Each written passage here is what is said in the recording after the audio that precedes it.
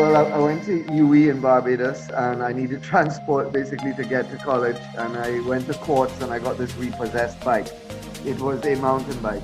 The beginning of a love affair that has lasted for over 25 years. Eamon is a part of a growing community of biking enthusiasts on the island who share a love for Tobago's unique landscape and the more than occasional adrenaline rush.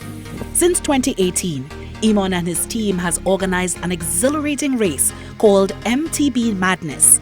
The race is divided into two, the Enduro Time Trials and the cross-country race. Euro is really, you got to be a little bit screw loose in the head to want to go that fast and to do the jumps and to ride the wall ride features, which are not really in a cross-country race.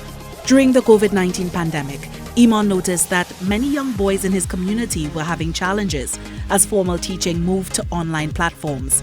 He felt a strong need to engage with them and formed the charity Life is a Cycle, which seeks to set a new course, taking them away from the block and into a healthier lifestyle. The charity has reached out to quite a few teenage boys from a number of different villages, from Patience Hill, from Crown Point, Buku, Mount Pleasant, Plymouth, and that's been successful. I mean, by no means is it a large number of young fellas, but I think if we can reach sort of 3 or 4 out of 10 with mountain biking, then we've done something good. Eamon and his team provides the bikes and the gear and takes the boys from around the ages 10 to 18 on a 3-hour trek through various terrain and sites around Tobago.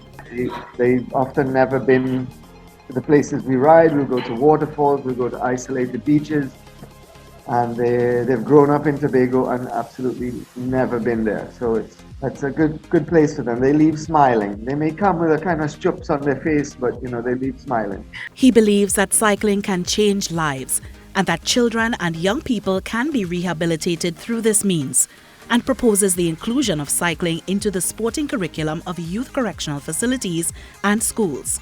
I've seen it work not just 1 or 2 cases. I've seen it work more than a dozen times in the last couple of years with kids who've really quite changed the way they look at life and what their expectations out of life are changed. So if you're like me and desire to get back on the bike saddle, Eamon says that the best way is to slow down, start with shorter, manageable rides and gradually progress. It's as easy as riding a bike.